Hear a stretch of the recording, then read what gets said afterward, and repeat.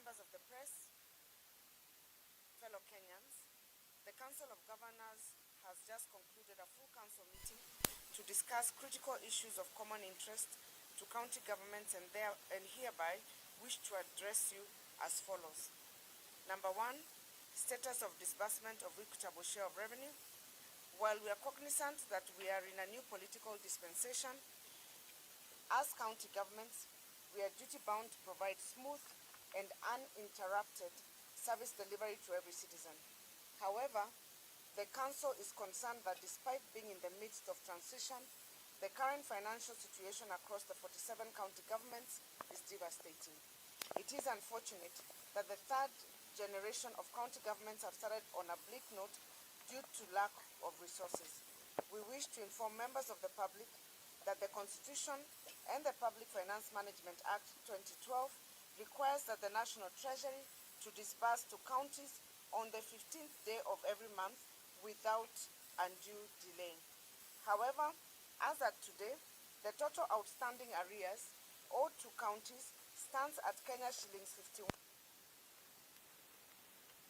51,201,733. As follows. Kenya shillings 20.31 billion is owed to 27 counties for August 2022 allocation, and Kenya shillings 31.45 billion is owed to 47 counties for September 2022 allocation. Further, the total allocation to be disbursed to counties for the month of October is 29.6 billion. We anticipate that the National Treasury will comply with the provisions of the law to release the funds on time. So far, the continued delay in disbursement of funds has paralyzed county operations in respect to the following. 1. Payment of salaries to county officials. 2. Purchase of medical supplies. 3. Stalling of development projects. And 4. Response to interventions required to mitigate the drought and disaster that is going on. The delays and unpredictable disbursements of funds has negative impact on service delivery, and counties run the risk of accruing pending bills. The Council therefore calls upon the National Treasury to release all the outstanding disbursement to counties on or before Monday, 10th October 2022.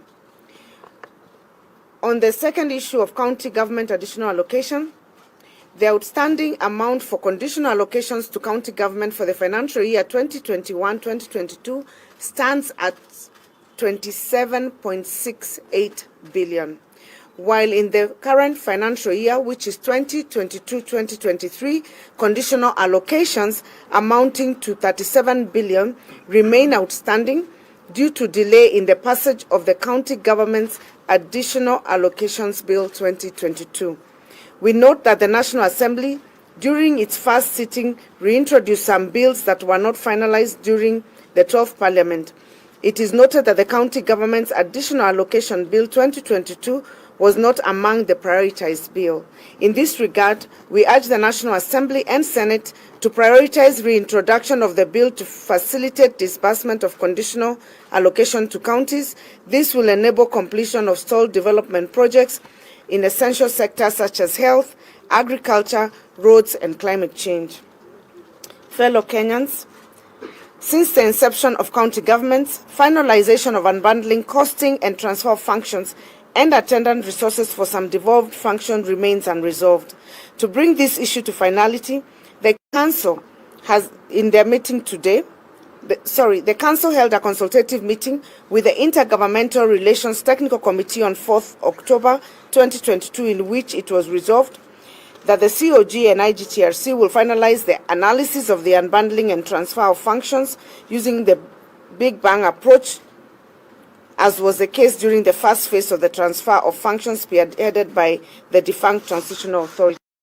The COG has agreed to meet with IITGRC next week in Naivasha to agree on the modalities of the same. In June 2018, a resolution was passed by the summit to anchor the COG Secretariat in law.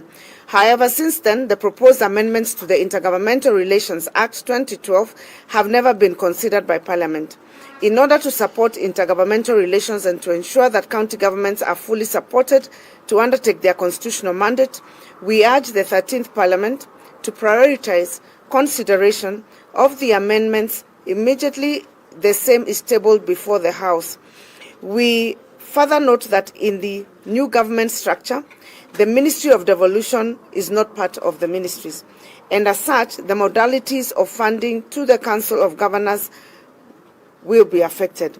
In light of this, we are requesting His Excellency, the President, to direct the National Treasury to grant the COG a vote for direct funding. The Council is aware of the directive from the Office of the Controller of Budget to the effect that no salaries will be paid outside the Unified Human Resource Information System.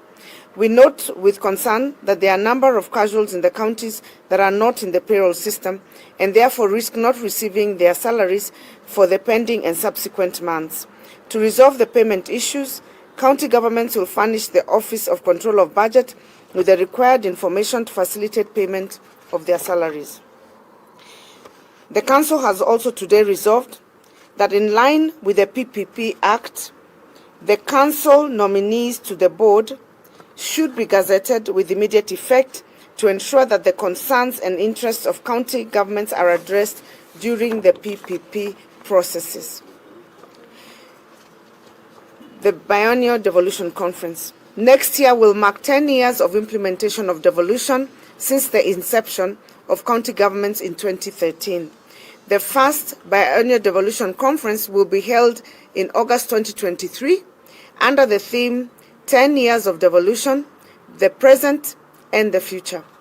The conference will mark the end of the annual series of conferences and the beginning of the biennial devolution conferences. This will enable full implementation of resolutions by stakeholders in the devolution space. The Council has begun the process of planning the devolution conference, and we call all partners to join us as we embark on preparation for the same. In conclusion, I take this early opportunity to wish all Kenyans a happy Huduma Day. As we commemorate this day of service and volunteerism, let us all strive to be of service to one another and to our beloved country, Kenya. Thank you. Thank you.